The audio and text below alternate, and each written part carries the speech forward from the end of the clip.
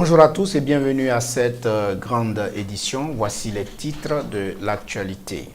Échange fructueux entre la direction des cultes et l'ordre de l'Église de Côte d'Ivoire. Les deux parties ont harmonisé leur point de vue pour une meilleure compréhension de l'opération de recensement et de géolocalisation des lieux de culte et associations religieuses.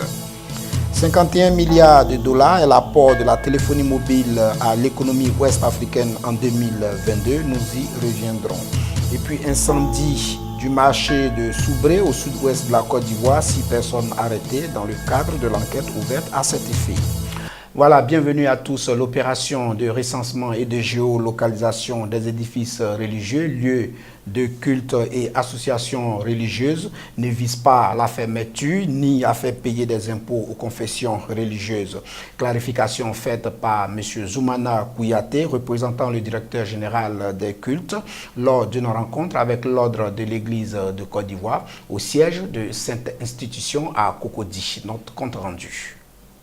Expliquer et montrer les enjeux de l'opération de recensement et de géolocalisation des édifices religieux, lieux de culte et associations religieuses, puis solliciter au-delà l'appui de l'ordre de l'Église de Côte d'Ivoire ODECI pour la sensibilisation autour du bien fondé de la dite opération. Tels étaient les objectifs visés par la délégation de la Direction générale des cultes en rencontrant cette institution évangélique à son siège la Riviera 2 le jeudi dernier 12 avril. Zoumana Kouyaté, directeur de la promotion de la liberté religieuse et de la laïcité, représentant le directeur général des cultes, a fait comprendre que cette opération n'a pour but que de constituer une base de données fiables du paysage religieux en Côte d'Ivoire en vue d'un meilleur encadrement. Face à certaines inquiétudes, le représentant du directeur général des cultes a dit et insisté sur le fait que l'opération n'a pas pour vocation de fermer les édifices religieux, encore moins de leur faire payer des taxes ou des impôts. Au terme de la rencontre, Zoumana Kouyaté, directeur de la promotion de la liberté religieuse et de la laïcité, n'a pas caché sa satisfaction. Je voudrais une fois de plus remercier M. le Président de l'Ordre des Églises de Côte d'Ivoire et ses collaborateurs pour l'accueil qui nous a été réservé. Et nous partons rassurés, d'autant plus que M. le Président, dans son mot de fin, je crois, a demandé, du moins ça a pris l'engagement de relayer l'information et demander à l'ensemble de ses collaborateurs et des églises sous son autorité, n'est-ce pas, de participer ou de souscrire, n'est-ce pas, au bon déroulement du projet de recensement et de géolocalisation des associations religieuses et des bâtisses cultuelles en Côte d'Ivoire, dans le district d'Abidjan. Et donc rien que pour cela, disons que nous sommes satisfaits de la rencontre que nous avons eue ce matin avec l'Ordre des Églises de Côte d'Ivoire. Le prophète Ablégui, président de l'ODECI, a salué l'initiative prise par la Direction générale des cultes. Il a signifié que l'ODECI, dont la vision est la défense de la dignité des serviteurs de Dieu, est regardant et attentif à tout ce qui touche les ministres de Dieu et veillera à ce que cette opération de recensement se fasse dans la préservation de cette dignité. Il a assuré la Direction générale des cultes du soutien de l'institution qu'il dirige et a encouragé le ministère de l'Intérieur à œuvrer à la cohésion des religions en Côte d'Ivoire. De manière humble, et cela nous va tout droit au cœur. Ce matin, nous voulons appeler l'attention de tous les membres de l'Ordre de l'Église de Côte d'Ivoire que le recensement concernant la géolocalisation n'est point un moyen pour nous permettre de payer les impôts, n'est ni un moyen pour nous soustraire de la liste des associations cultuelles de la Côte d'Ivoire, encore moins pour fermer nos églises. Alors, c'est une question stratégique de gouvernance. Ce sont des indicateurs qui sont très utiles dans la gouvernance, permettant d'avoir des chiffres. Vous savez, quand vous n'avez pas de données chiffrées, vos statistiques ne peuvent pas reposer sur des notions scientifiques et elles ne peuvent pas être cartésiennes. Et à ce stade-là, vous ne pouvez pas valoir de manière, je peux dire, moderne, vos données devant des sphères étrangères, devant des instances internationales, et vous ne pouvez que parler de monnaie approximative. C'est pour cela que la géolocalisation est un élément très important et nous demandons aux ministres de Dieu, membres de l'Ordre de l'Église de Côte d'Ivoire, qui auront l'occasion d'écouter leur président, de se prêter à ce recensement. Notons que depuis le début de cette opération lancée en février 2018, ce sont près de 4000 édifices religieux qui ont été déjà recensés dans le district d'Abidjan. 51 milliards de dollars, c'est la contribution par an du secteur de la téléphonie mobile à l'économie ouest-africaine en 2022. Ce rapport de la GSMA, qui est une association qui regroupe près de 800 opérateurs et constructeurs du secteur de la téléphonie mobile dans 220 pays, a été rendu public le mardi 11 avril à Abidjan à la faveur de la rencontre mobile 360 Afrique de l'Ouest. Freddy Soundé, reportage. L'association qui regroupe près de 800 opérateurs et constructeurs du secteur de la téléphonie mobile dans le monde s'est réunie les 11 et 12 avril dernier avec les plus grands importants acteurs du mobile d'Afrique de l'Ouest et du Centre au cours de l'événement Mobile 360 Afrique de l'Ouest pour discuter des efforts de numérisation mis en place dans tous les secteurs économiques de l'espace CEDEAO.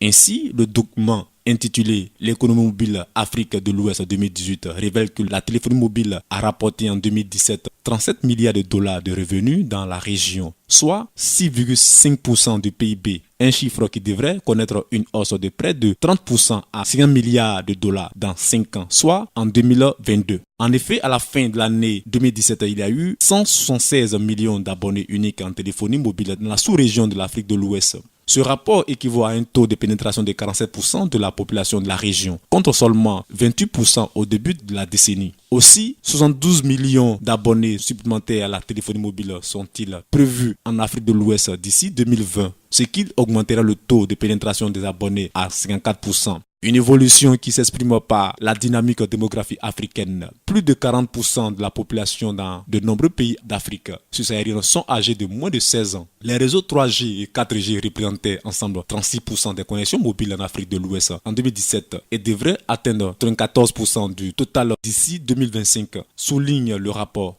Et au cours des 2 prochaines années, les opérateurs locaux ont prévu de dépenser 8 milliards de dollars pour construire et mettre à jour leur réseau.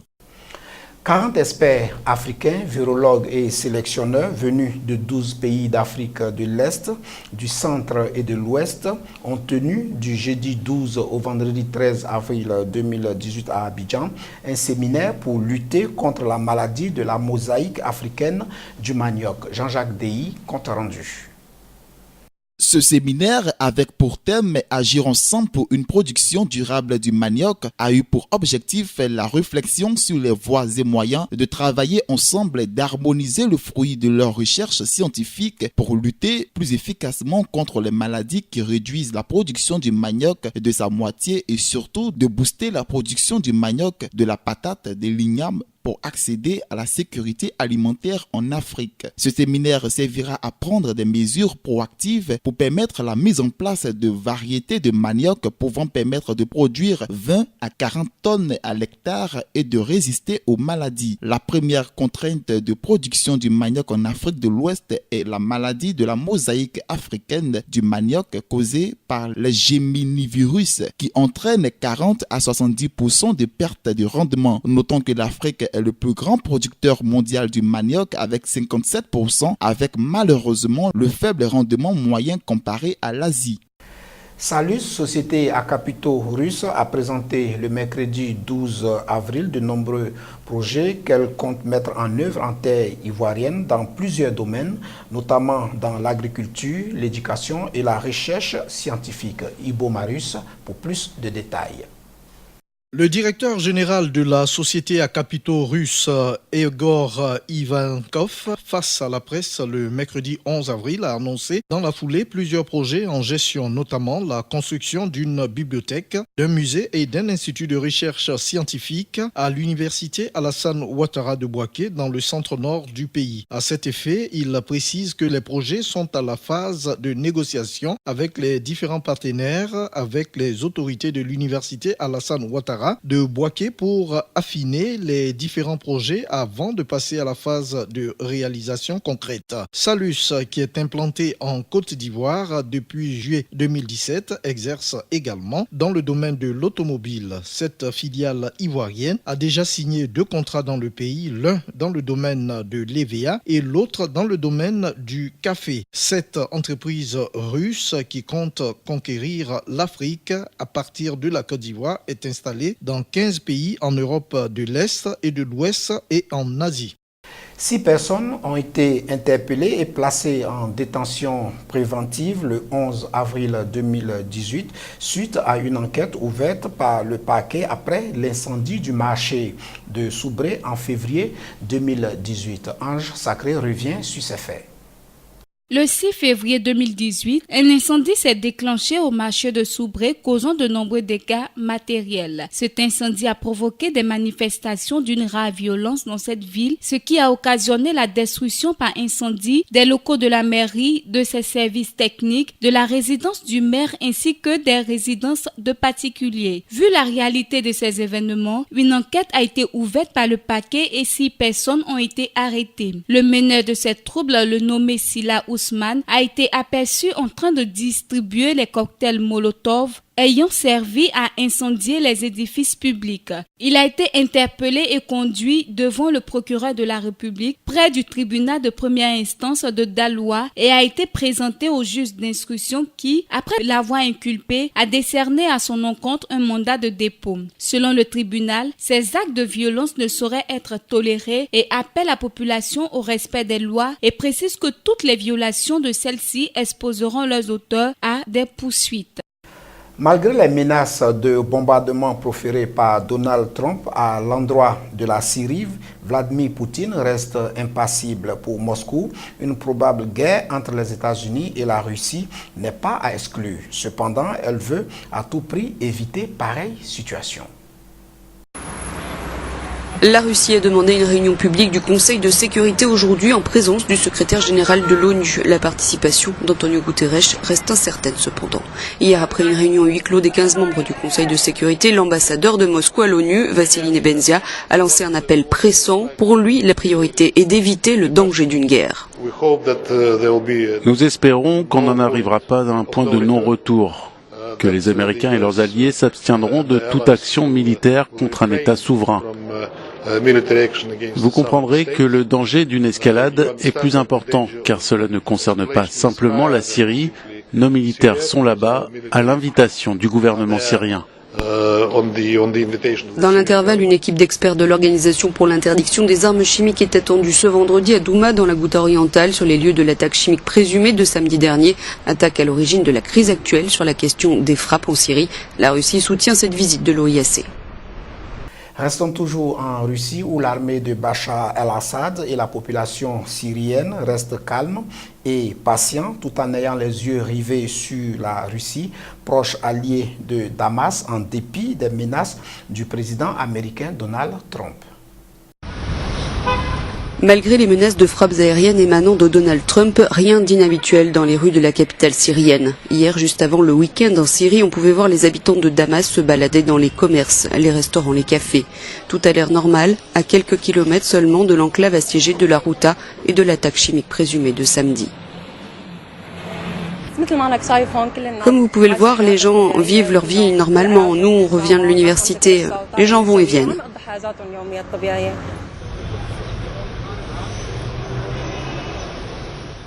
Nous n'en avons rien à faire de l'Amérique, encore moins des frappes américaines, et on s'en moque des alliés des Américains.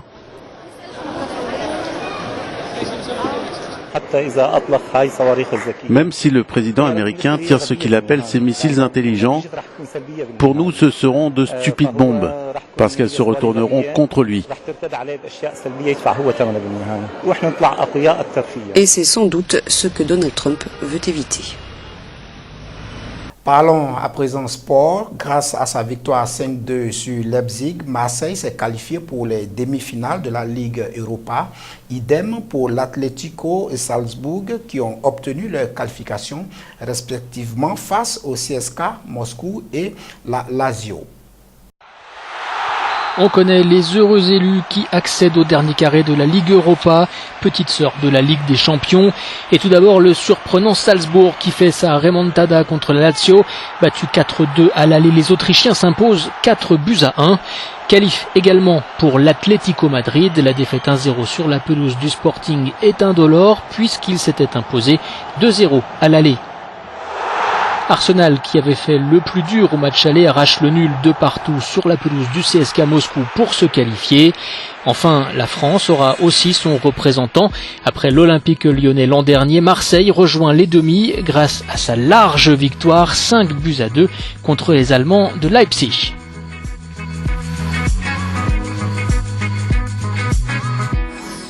« 68e sur 211 pays, c'est le rang qu'occupe la Côte d'Ivoire au classement mondial FIFA d'avril 2018. Les éléphants font un bond de 3 places puisqu'en mars, ils étaient au 71e rang.